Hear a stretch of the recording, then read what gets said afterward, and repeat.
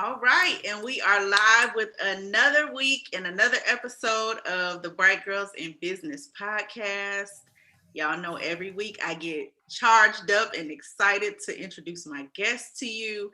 This week we have Miss Nikia Hammonds Blakely on. All right, and we are live with another week and another episode of the Bright Girls in Business podcast. Y'all know every week there we go. All right, I don't need my voice in the background. But we are going to talk about the Chronicles of a Champion this week, and I am so super excited. I've known Nikia for a couple years now. We went to church together, and she's always been such a light and a positive force and energy. One of those people that, you know how they say when they enter, they light up a room. And y'all see how beautiful she is. And so I am just really excited. And I just want to thank you for spending an hour or so with me today just to chit chat about your journey. Yes, Chanelle, I'm so happy we could finally get together. This is long overdue. Yes, ma'am. Yes, ma'am. So for those of you who don't know Miss Nikia, let me tell y'all, she's a powerhouse. I already told you. But I'm going to read just a little bit of her bio so you can understand where we're going to go with this conversation, because it's going to be a good one, I promise you. So she is a two-time, not one, but two-time 25-year breast cancer survivor who uses her voice and her platform to encourage and inspire others. Having survived a life-altering bout with breast cancer at the age of 16 years old, she is an author, a singer, songwriter, and motivational speaker who focuses her message on receiving physical and emotional healing with the help of God and family. Now, she has a bunch of other accolades. She also runs a foundation that supports women who are experiencing or battling breast cancer and a number of other things. She's a wife and a worship singer and all types of stuff. And so we're just going to delve in right now and just talk about how I got to start in the beginning of your bio. This bout with breast cancer at 16. When I read your bio, I was like, oh my God. Like I knew you were a breast cancer survivor.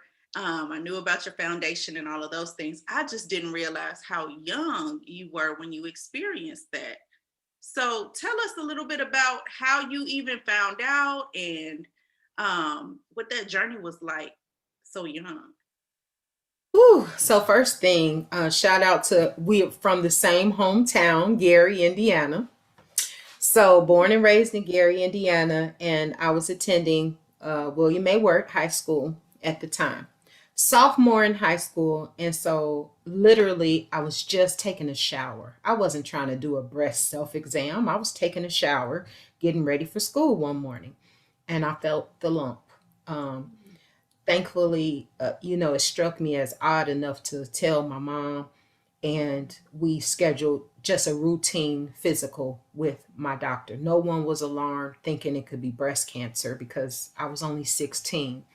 The doctor felt the lump, and at first she told me, Nick, I'm sure it's nothing. You're just a young girl, especially black women. We develop breasts at a younger age, and many times our breasts are more dense, and so they're lumpy and bumpy. And she just said, I'm sure this is just a part of the growing pains. But after a while, she said, let's get it tested just to be on the safe side. And sis, not only was it breast cancer, but they told me it was a very rare and fast growing cancer, and they wanted to act immediately in removing both breasts. And so, I tell the story all the time, but it literally feels like yesterday. I can put myself right back in that moment, just to feel the terror and uncertainty of removing my breast. And child, all my mind was on was just trying to go to the prom. I mean, literally, I was trying to just find a prom dress, okay, not remove the breast. And so it was so traumatizing, nothing short of traumatizing, um, that it just immediately, my life took on a different direction, a different trajectory. Um, and fortunate for me, not only was I able to come through the breast cancer experience, but it gave me such a passion and such a heart for women who um, go through trauma that they don't talk about and that nobody knows about. We know how to make ourselves up and go, and no one even knows half of what we're going through, which was what happened with me.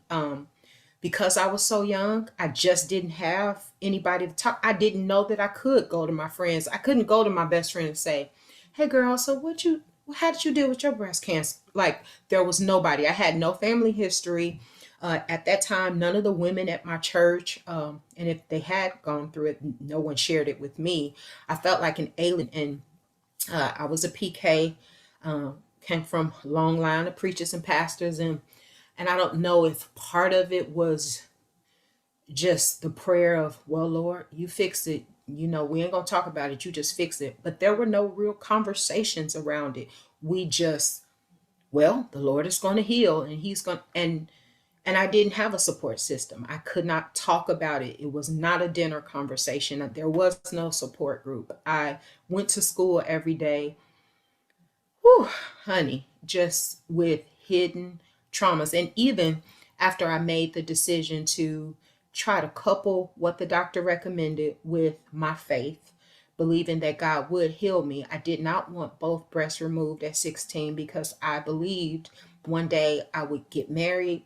One day I would have the chance to have children, and I wanted to nurse those children. And so, if even if that was a remote possibility, I wanted them to try to save the breast. So I agreed to have a partial mastectomy of my left breast, leaving one the size of a grapefruit and the other the size of a watermelon. And I didn't know about reconstruction or prostheses or anything. I used to just ball up gym socks and stuff my bra and try to get through. So, my point in saying all of that, sis, is I learned at a very young age how to hide and mask trauma and keep it moving. Um, and in later years, it's only in recent later years that I have learned how to process a lot of that pain. And now I'm passionate about giving women a voice to speak their truth, to walk through their pains and their traumas in a way that will not only be therapeutic for them, but will help heal somebody else because we are a village.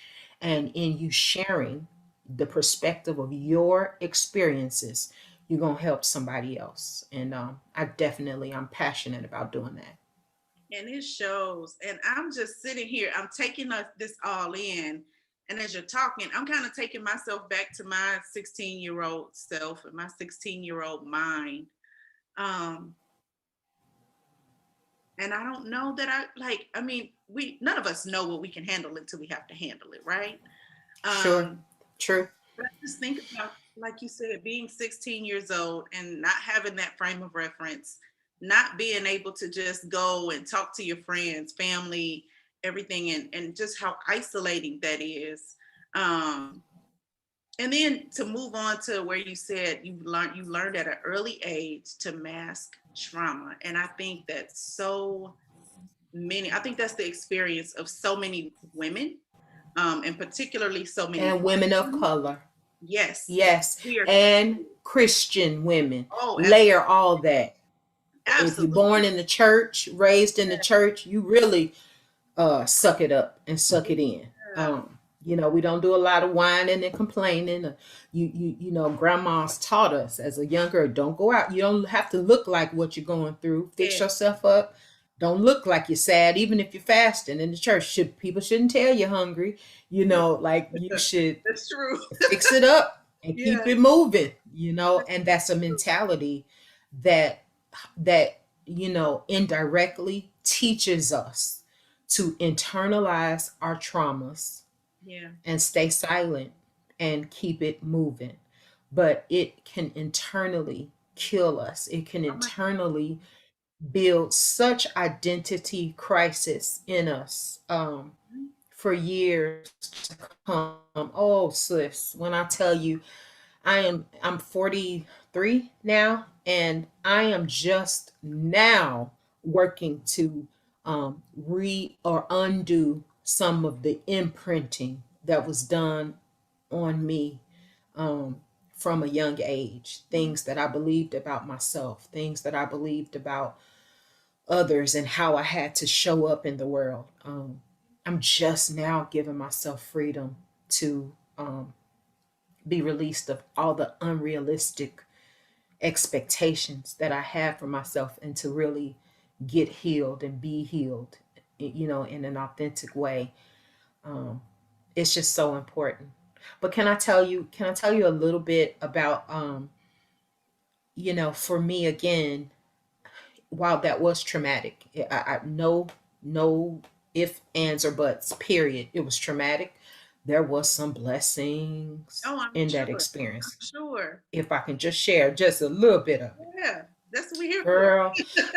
So obviously the trauma came in me being disfigured and deformed at a young age, and went through years.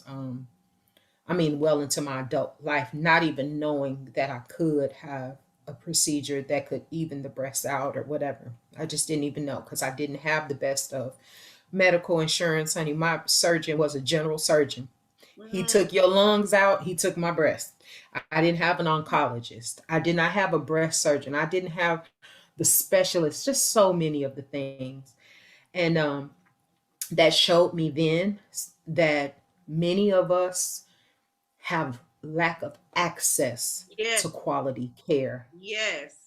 Oh, oh my Some of God. us don't have, it's not that we don't want to do better, it's that we don't know some options even exist. Yeah. And that's medically, that's in business, that's in everything, you name it. Hmm. There are, and so it's so important that we try to level the playing field by providing access and education um, to everyday people. It, like I said, that's medically in the form of insurance and healthcare options and all that, but that's also in business. I was just applauding you before we went live on.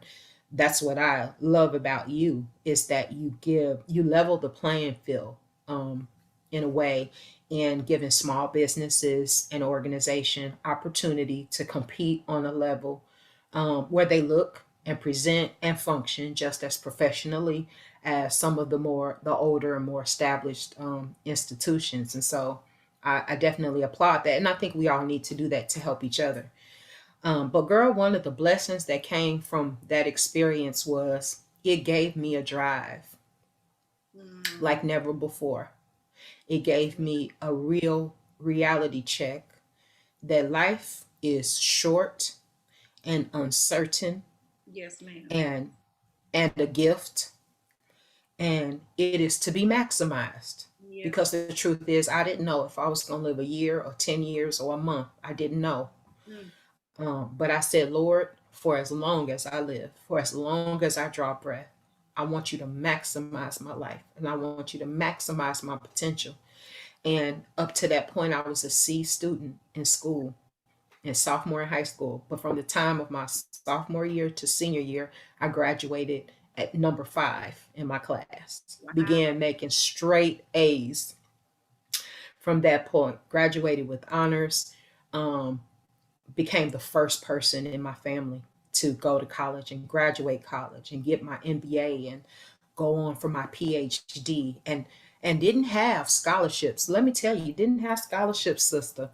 That was all on just believing God and just pushing it. And with every degree, I wanted to push a little further. Let's see how from much further I could go, and just pushing it. And when I tell you the way God would open doors and grant favor just off that will to live, just off that, well, Lord, if you did this, let me see if you can do that, honey. Yeah. When I tell you he has shown himself so strong in my life over and over and over again with that, I thank him every day for the trauma that opened the door or opened my eyes to him and what he's capable of. Let me tell you what I love about everything that you just said, because I too have had a life altering surgery and experience that, like you said, it Mm, makes you realize how fragile your life is, right? It's like life is but a vapor, and every day starts to count.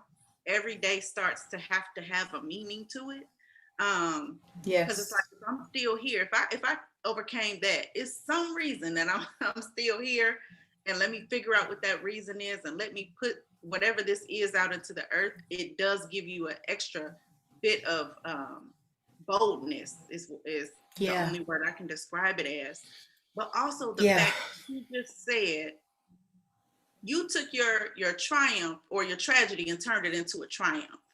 And I love that because so many times people they experience the tragedy, but they never push just that, just that much more to see the triumph and to Yeah. see the blessing in it and to turn it into something that is beautiful from the ashes that Because they that can go both ways. You can take on a victim mentality, especially if you had a legitimate uh, thing happen to you that was unfair and hard and unheard of.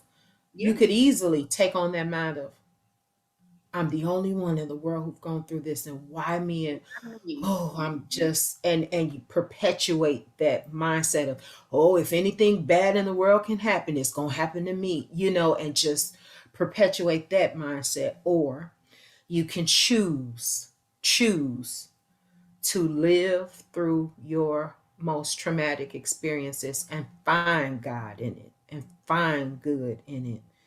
And Yeah. I assure you that as you seek, you will find. You will, if you seek, you will find. You will find God, and you will find good in everything you go through. When I look back, not just over the breast cancer, but some of the hardest, oh Lord, and I have been through some heartbreaking moments. When I look through the hardest places and moments in my life, those were the life defining moments. I would not be who I am. I would not, girl, if I hadn't had those moments of Yeah. breaking but building. Like that's where you become who you are. And I would not trade them. Oh, Lord, I don't want to repeat them, but I wouldn't Yeah. trade them. Yeah, Looking back, I absolutely. It, wouldn't trade it them. gives your life a different layer, a different color, and like we said, a different meaning when you experience those things and you come out on the other side and you look back and you're like, oh my God, like I know that this was not me. I know that Right. I did not bring myself out of this. I know that it was not my own strength because I really wanted to just lay down and just fall out and just, Yeah. oh, you know, Yes. and then, Yes. and then like you Yes. are doing now, being able to go back and give voice and give a platform and pull other people up who are experiencing the same thing. So I really want to delve into this foundation before we go into some other things that you're doing to give a platform for people to tell their story and all that other stuff too. But how did the foundation come along and what type of things do you do? Let's talk about that. Yeah. So right out of college, our local paper, the Post Tribune back home, did a story about me. Did I haven't a heard that in story. so long. I'm like, oh, the Post Tribune. Right, the Post Tribune. That was it. And we got the Hammond Times too, if you got both of them. But anyway, and they did a story about my journey, and a professor from the University of Chicago, Dr. Sarah Gellert, heard of it, and she told me that Susan G. Komen, which at the time was the world's largest breast cancer organization, she said they were looking to start a Young Women's National Advisory Council, where they wanted to hear from young women across the country who had experienced the disease. And this was at the boom of social media, and they wanted to talk in our language and reach a younger demographic, and they weren't equipped as an organization to do so. And so they chose 11 of us. And there was only one other African American on the council, and she was a nurse. She did not have breast cancer. But that was my first time forming a community of other young women who had at least experience with breast cancer. There were a couple who not only had been diagnosed young, but they were at the time metastatic. Some are not no longer living. At least two of them are, with the help of clinical trials. But it was at that point that I realized, whoa, a disease like this, especially for a young women, takes community, Mm. because you'll be just the psychological damage it does to you alone. And breast, can I say breast on your podcast? Yes, that's what we're talking about. Yes. I didn't ask if there were any off limit words. Uh-uh. We Because good. you'll be surprised, honey. People still shy away from saying breast, but they are breasts. But anyway, I realized that for a young woman to walk through breast cancer and any augmentation of the breast, because breasts are almost synonymous with femininity, it's how we define our womanhood. A young girl who hasn't developed any breast at the time that her other friends are feels like she is half a woman. Or like identity is wrapped around our breast. And so that's so life defining for us that a young woman, that's a hard diagnosis to have, especially when they want to remove them, and maintain your mind, your proper psyche without community. And so my exposure on that council, served in that capacity for years for the organization, in the early 90s, is what gave me that desire to build community. And it's only since I've been in Texas, over the last, we've been here now for about 13 years, in the last 11 years, that I started the Champion Promise Foundation, because I learned of more and more women of color specifically that this disease affects. African American women are 40% more likely to die from breast cancer than any of our counterparts. Wow. And the ironic thing about that number is that Caucasian women are more likely to be diagnosed with breast cancer. So they have a higher incidence rate. Mm. They get breast cancer all the time. But when we do, we don't even get breast cancer as often as they do. But when we get it, we're more likely to die from it. Wow. It could be the same stage, class, but there, and I think scientists are still trying to unpeel, or peel back the layers of the science behind why we're disproportionately affected. Some believe that there's some genetic predisposition to the disease, but others believe that it has a lot to do with our socio economic I was gonna say standing. that.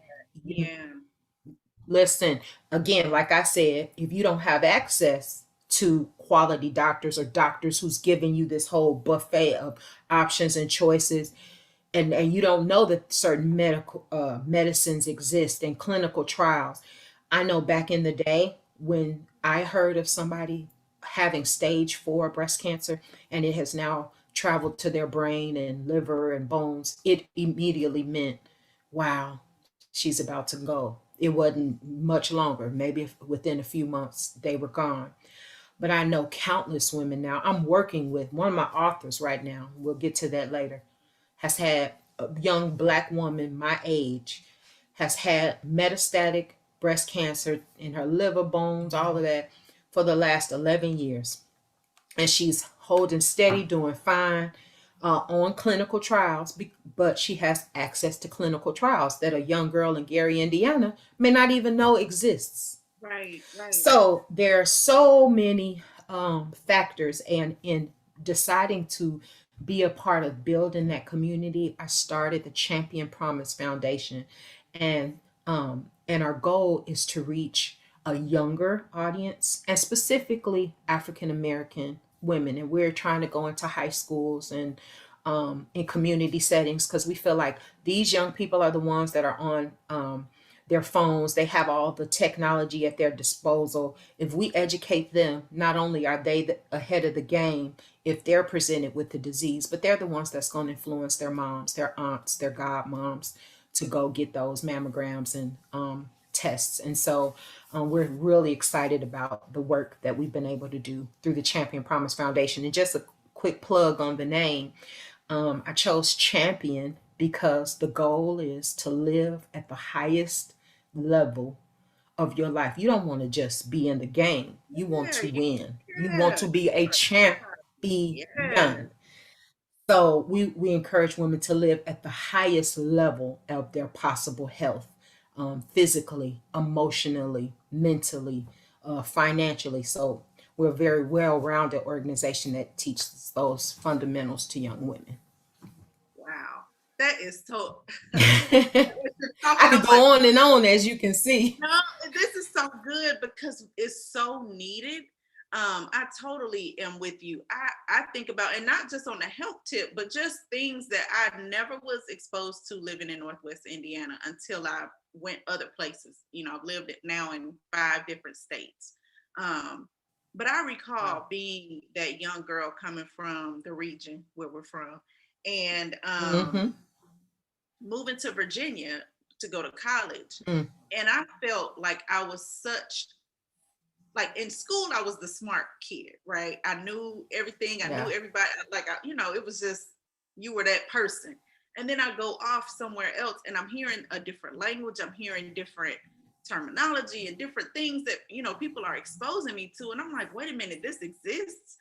And it does cripple us when we're not exposed to certain things, or when we don't have access and we don't know how to advocate for ourselves. Sometimes it's simply asking the right questions in the doctor's office, and you don't know what to Yep. ask. So whatever they tell you, or whatever they prescribe you or diagnose you, you're like, okay.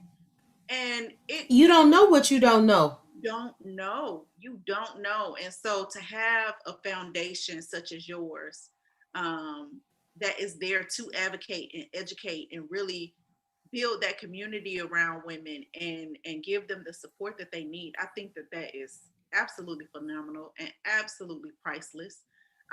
Especially in our community, because I see it even with like the infant mortality rates, things like that, Yeah. or Yeah. moms dying while giving birth, things like that, Childbirth, right. disproportionately affect us as Black women. Everything disproportionate. COVID, you name it. Everything. Yeah. And it's just like, Yeah. my God, what is going on? Why is it always us? But like you said, Yeah. just to know that you have that voice and you have somebody there to lean on and say, hey, it's not just you. This is what's Yeah. going on. This is how we can support you. These are the things that you can do to thrive and be a champion. I Yes. commend you on that. I really do. Yes. Yes. And we make that promise to not only live to the maximum of our own ability, but to be a champion for somebody else, to be that voice. We make that What commitment is to be a tribe and to solicit other people. So, because it's not enough for you to just win in life, it's right? mighty lonely to be the only winner. You want somebody in the champion circle so That's that right. y'all can celebrate and live the life together. And so that's a part of our mission, is to build a whole community of women who celebrate each other and hold each other accountable and push each other to become our best selves. Absolutely. So you alluded to Yeah. this. You were talking a little bit about your author that you're working with. So talk about, now you are giving platform for other people to tell their stories just like you are doing here and you have done before. So talk about your publishing company. I want to hear. Look, I want to know So, about, I love to write. oh, don't you talk, don't you say that too loud, sister. Don't you say it too loud, because I'll Yes. try to grab you up. So anyway, um, like everybody else, I was hit by COVID and the quarantine. After having a career in different areas, marketing and public relations, all of that, I finally landed what I considered my dream job. I had come full circle as being a spokesman for the organization Susan G. Komen to now working for their global headquarters. And I was on the job for about a year or so and got to travel the country and working in a capacity that not only am I building awareness for this national brand and an organization that had meant a lot to me personally over the years. But I was making good money and just feeling like I was living my best life. And honey, COVID happened. And I was one of the first group of people that got laid off. Mhm. Was devastated, honey. Devastated because I'm like, wait a minute, you mean to tell me I'm not an essential worker? Honey, I'm essential to this cause. I'm essential to this organization. And it was just devastating. And Susan G. Komen, like many organizations, I mean, had to restructure the whole organization. Affiliates all over the country closed. We no longer could have walks and races, which was the bread and butter of the organization. Everything shut down. And so here I was, like many Americans, forced with or facing, Lord, so where is my bread and butter gonna come from? And I promise you, sis, I'm not just saying this. I feel like I heard the Lord say, "What's in your hands?" Like, Won't he? Listen, you about to girl, make me just girl.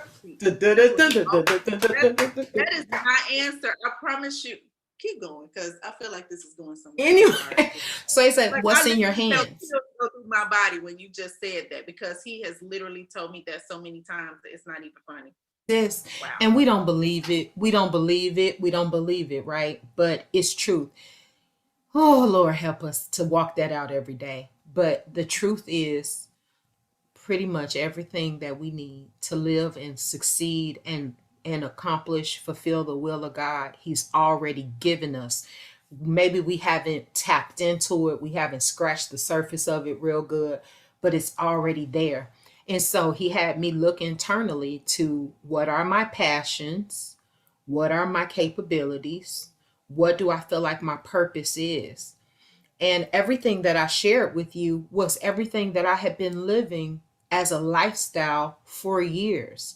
I'm passionate about not only sharing my journey for the healing of others, but giving platform and voice for other women to share their stories and share their experiences. And with the COVID shutdown and quarantine and we literally being isolated inside, we can no longer do it in conferences and retreats and church settings. We had nothing but time to meditate and reflect and write. And so it came to me, publish.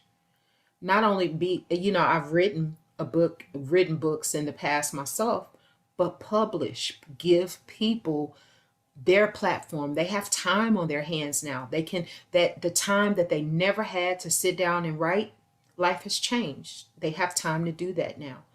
And it, honey, when I tell you, I did not know where to start.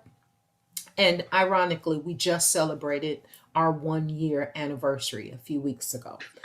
We're just 1 year old because this all happened fresh in quarantine. And do you know that in this first year, we have published 23 authors? 23. I didn't say two or three. I said 23. Oh my And God. and of those 23, 19 of them were first time authors, had never written a book before. Wow. And we took them from concept to the brainstorming and just share your vision all the way to having that book in hand. And 23 off in 12 months. And so I shared with you earlier, this has been a on the job training, but it's been a divine download. If I tell you, I could not have done this in my own strength or in my own might, because this was nowhere in my business plan. I had no aspiration or thought to publish in books. And the thing is, we are capable of things that we've just never tapped into. Who knew? Who knew, right? But honey, this thing has been sustaining, and to the point where I'm like, Susan G. Komen, who? No. Right. It's been a blessing. It's been a blessing. So God gives us what we need in certain seasons, and especially, I can't reiterate enough the importance of God in our life, because that is our insider trick. Mhm. The power of the Holy Spirit and plugging in He'll give a strategy and divine insight, insider trader secrets, if you will. Navigate here, turn here, try this. That we never, honey, we're not smart enough to have come up with on our own. And so to God be the glory for the things he has done, but it's been phenomenal. So we started off, our first couple of authors were breast cancer survivors. One woman, if you can believe this, was diagnosed with breast cancer every 7 years, like clockwork. How does that happen? Every Right. 7 years for a total of like 20 some years. Every Mm, 7 years, it came back. Just traumatic. Um, mm, we've mm. published the story of rape survivors and domestic abuse, and then eventually it grew beyond just medical traumas and sicknesses to men. We've published a few men and who are telling their stories. We've done cookbooks. We've done self-help books. We've done spiritual teachings. We've done a lot of devotionals and journals because again, people are on a journey now that they have time. They have more time to read and to process and write their feelings and do journals and devotionals and all of that. And so that has been hugely successful. And one of the projects, just one of that I'm so proud of, we published. My youngest author is only 6 years old.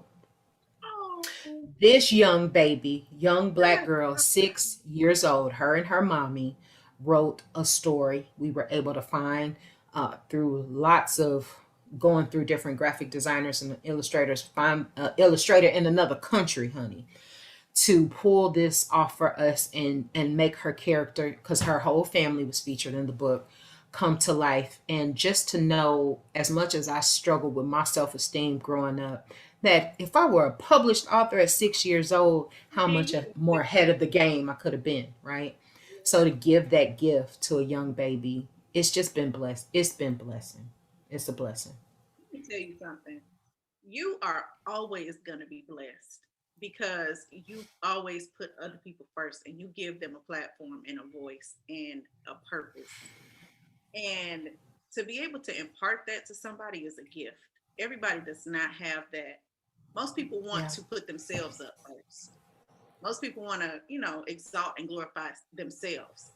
Yeah. Um, but you'll always be blessed and you'll always end up in the front, not trying to be in the front because you have the Yeah. heart that you have to give other people a voice. And I honor that because I'm telling you, Thank you, it's sis. so rough out here, especially in this entrepreneurial space and this social media space where everybody wants to be an influencer and everybody wants to be, everybody wants a name. Yeah. And it's like, the fact that you are humble enough and I'm just in awe. I really am. I'm not saying this to be right. I mean this from the bottom of my heart because to have people like that is so necessary because so many other people I see a lot of people out here and they have doing stuff, and it's like, oh, I'm popular or I'm whatever. And it's other people that are so talented and they just need that break or they need that confidence, Opportunity. that opportunity. And in order for you to, to give that to them and to let them know and to allow their light to shine, Yeah. that's everything. Because, the most talented person isn't always the person that's going to be highlighted. But for you to go and to give those people a platform, That you will is. always be a blessing. I speak that over your life, and I mean that. Thank you. Thank you, Jesus. And I received that. I received that because to your point, sis, I haven't maximized social media. Probably I have full followers. Listen, I'm not, but what I pray my legacy is through the stories that are told and through the people they impact.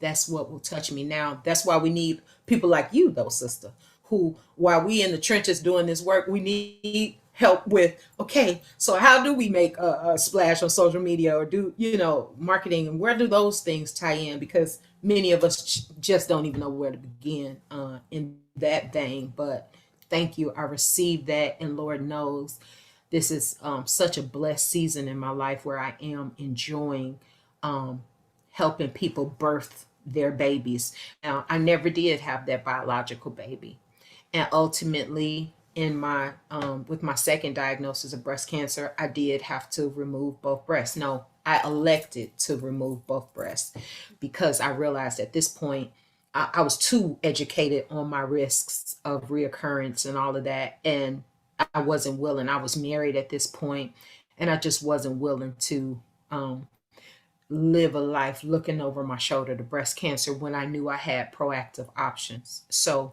I allowed for the removal of both breasts, a reconstruction, and that was the blessing, honey, because those other breasts, I say I would have sunk. It had I fell off a boat, I would have sunk and drowned. But honey, the new breasts would keep me afloat, child. They was just sitting up and perky, sitting there all on their own, especially when they were new, honey. I'm like, whoa, how can I put these to use? Oh, these are just so nice. Now they don't fell and withered by the wayside over time, but oh, they were just such a blessing, just such a blessing. But I pray every day that God please continue to use my life and my abilities in purposeful ways. That's living the dream right there. It is. It really is. Man, this Yeah. is great. Thank you so much, Nikia. Like you said, it took us a while to get us to, connect and to get us together. As much as it's like we're two Yeah. ships passing in the night, but we're right there. Passing in the night. Minute, Yep. Our circles, in the similar orbits, but never just in the same place at the same time where we could just lock in and maximize each other. But to everything there is a season. How about that? Absolutely. Absolutely. So tell the people how they can get in touch with you if they want to work with you on a book project, or even if they just need some support and they may be experiencing breast cancer or know somebody who needs a community. How can they contact or connect with you and what you have going on? Yeah, thank you for that opportunity. Please visit my website, which is simply my name. It's long, but it's Nikia Hammonds Blakely. Nikia Hammonds Blakely .com, and there you'll find all things me, my experiences. I share a lot of my stories.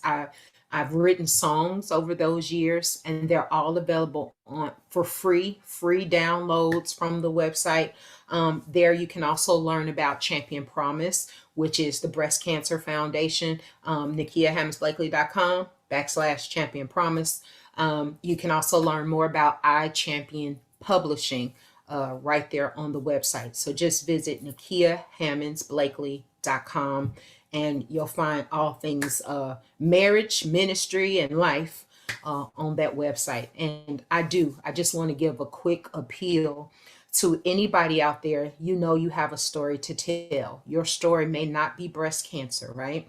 It may not be something that you feel makes the Guinness Book of World Records. But listen, all of us, every single one of us have gone through something, and it's not even just about us, it's for the benefit of somebody else. It's so that you can model for somebody else, this is how you can make it through.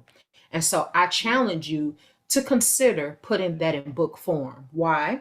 Because a venue like this allows us to tell our story out loud to somebody, but it only lives temporarily. Your story only lives for as long as you live. Then you die, and the person who heard it dies.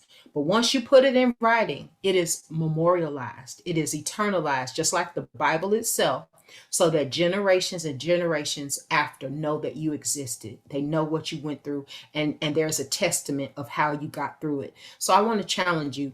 And I literally have authors right now. I have two authors right now who are in chemotherapy, who are fighting for their lives. And when I tell you, we are developing every day ways to make writing easier. So, for example, for some authors, we're setting up recording sessions where, just like Chanelle and I just had a conversation, we set up a conversation. We set up a series of interviews where I walk you through your story and you just talking. And honey, you can pour out more over a couple hours and a cup of coffee than you could sitting down taking months writing. We can get that book written no matter what your situation, no matter what your circumstance is. So if you're one of those people that you want to write but have no idea where to start by contacting me at NikiaHammondsBlakely.com. Let's set up a free consultation. Let me hear your vision. Let me share with you what iChampion Publishing can do. We tailor packages for every individual to meet you at your point of need.